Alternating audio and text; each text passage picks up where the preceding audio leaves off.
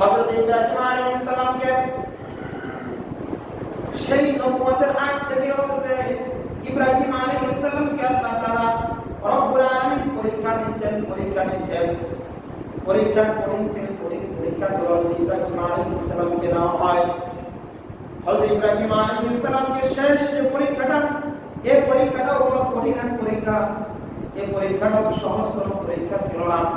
হযরত ইব্রাহিম আলাইহিস সালামকে বার্ধক্য বয়সে একটা সন্তান দান করা হলো। ওই সন্তান থেকে হযরত ইব্রাহিম আলাইহিস সালামকে দূরে সরায় রাখা হলো।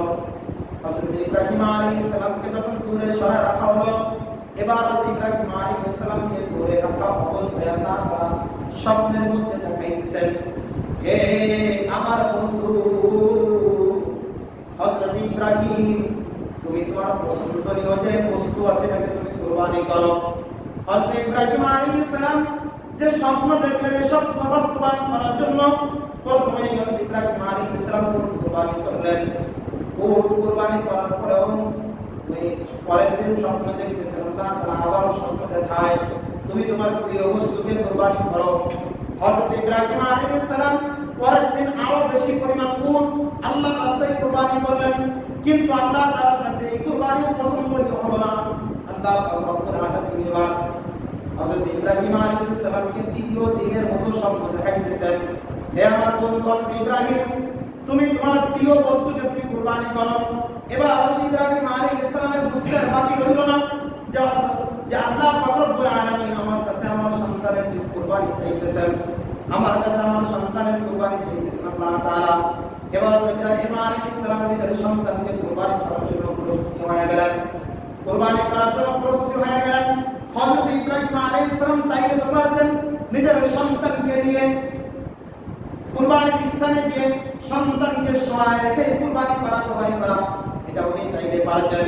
কিন্তু হযরত ইব্রাহিম আলাইহিস সালাম দেখলেন যে আমি তো আমার রবের হুকুমটা মেনে নিয়েছি, আমি তো আমার রবের আদেশকে মেনে নিয়েছি, আমি আমার রবের আদেশ পালন করার জন্য আমার সন্তানকে আমি কুরবানি করতেছি, কিন্তু আমার সন্তানের ব্যাপারে আমাকে জানতে হবে আমার সন্তান আমার রবের হুকুম পালন করার জন্য নিজেকে কতটুকু প্রস্তুত করেছে। এবার আল্লাহ রাব্বুল আলামিনের ওই কথা হযরত ইব্রাহিম আলাইহিস সালাম হযরত ইসমাঈল আলাইহিস সালামকে বলতেছেন যে আমার সন্তান, আমি দেখেছি তোমাকে, যে আমি তোমাকে স্বপ্নের মধ্যে দেখেছি, আমি তোমাকে কুরবানি করতেছি, এই ব্যাপারে তোমার মতামত কি, তুমি ঘোষণা করো। হযরত ইব্রাহিম আলাইহিস সালামের সন্তান উনিও তো একজন নবী হবেন, নবীর সন্তান উনিও নবী হবেন, আর যে নবী হবে সে তো ছোট থেকেই নিষ্পাপ হয়। আল্লাহ তাআলা তার বোঝার ক্ষমতা অনেক পরিমাণ দিয়ে দেয়। হযরত ইসমাঈল আলাইহিস সালাম আল্লাহ রাব্বুল আলামিনের কথা শুনিয়া হযরত ইব্রাহিম আলাইহিস সালামকে বলতেছেন, হে আমার পিতা, আপনাকে যে স্বপ্নে দেখানো হয়েছে, আপনাকে যে আদেশ করা হয়েছে, আপনি সেই আদেশে আদিষ্ট হয়ে আপনি আমাকে কুরবানি করার জন্য প্রস্তুত হয়ে যান। আমি আপনার আল্লাহ রাব্বুল ইজ্জত ওয়াল জালালের হুকুমের জন্য নিজে জবাই হইতে আমি প্রস্তুত। চিন্তা করেন সুবহানাল্লাহ। এবার সন্তান ইসমাঈল আলাইহিস সালামকে যখন চাইতেছেন, নিয়ে যাওয়ার পরে আল্লাহ রাব্বুল আলামিনের হুকুম অনুযায়ী সন্তানকে যেভাবে কুরবানি করা দরকার সন্তান বলে দিচ্ছেন যে আপনি আমাকে এভাবে কুরবানি করেন। ওইভাবে সন্তানকে কুরবানি করার জন্য ইব্রাহিম আলাইহিস সালাম সন্তানের কথা অনুযায়ী সন্তানকে প্রস্তুত করেছে, সন্তানকে সহায় করেছে জমিনের মধ্যে। এবার ছুরি চালায়, কিন্তু ছুরিতে জবাই হয় না। একটা পর্যায়ে আল্লাহ রাব্বুল আলামিন দেখলেন যে ইব্রাহিম আলাইহিস সালামের ইচ্ছা, ইব্রাহিম আলাইহিস সালামের যে আমি যে আদেশ করেছি আদেশ পালন করার জন্য সে তার জান তো মেহনত করতেছে।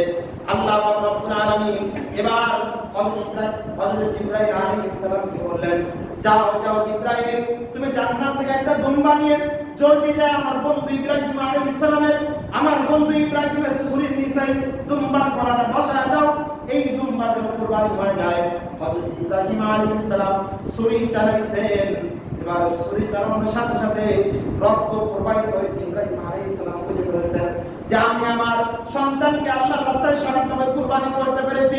হযরত ইব্রাহিম আলাইহিস সালাম ওই সময় আল্লাহু আকবার বলে চিল্লায় উঠেছেন। উঠে এবার চোখ খুলে দেখেন যে আমার সন্তান ইসমাঈলকে জবাই করার জন্য নিয়ে আসলাম, এই আমার সন্তান তো পাশে দাঁড়ায় আছে, তাহলে কুরবানি হলো কি? উনি বলতেছেন যে না না না, আমার আমার এই ইচ্ছা হয়তো আল্লাহ তাআলার কাছে পছন্দ হয় নাই, এজন্য সন্তানটা উঠে দাঁড়ায় আছে, জবাই হয়েছে অন্য পশু। এবার আপনি আবার সন্তানকে সব ফিকির করতেছেন, চিন্তা করতেছেন। আল্লাহ পাক রব্বুল আলামিন এই কথাই কোরআনে কারীমের ভিতরে বলতেছেন, ফালাম্মা আসলামা ওয়া তাল্লাহু লিল জাবিন। যখন উপায়ে আল্লাহ তাআলার আদেশের সামনে নিজেদেরকে আত্মসমর্পণ করেছেন, আত্মসমর্পণ করার পরে যখন নিজেদের হুকুম আর আহকাম যখন নির্দিষ্টভাবে পালন হওয়াটা দেখতে পাইতেছেন না, তখন আবার যখন নিজের সন্তানকে জবাই করার জন্য প্রস্তুত হইতেছেন, এবার হযরত ইব্রাহিম আলাইহিস সালামকে আল্লাহ তাআলা ঘোষণা করে দিলেন, হে আমার বন্ধু, কাদ সাদ্দাকতা রুইয়া, আপনি কি করেছেন? আপনার স্বপ্নকে বাস্তবায়ন করেছেন। আমি আপনার কাছ থেকে আপনার সন্তানকে কেড়ে নিতে চাই নাই। আমি আপনার কাছ থেকে আপনার সন্তান কুরবানি হয়ে যাক, আপনার সন্তান জবাই হয়ে যাক, এটা আমি চাই নাই। আমি শুধুমাত্র দেখতে চেয়েছি আমি রবের হুকুমটা কি পরিমাণ মেনে নেন।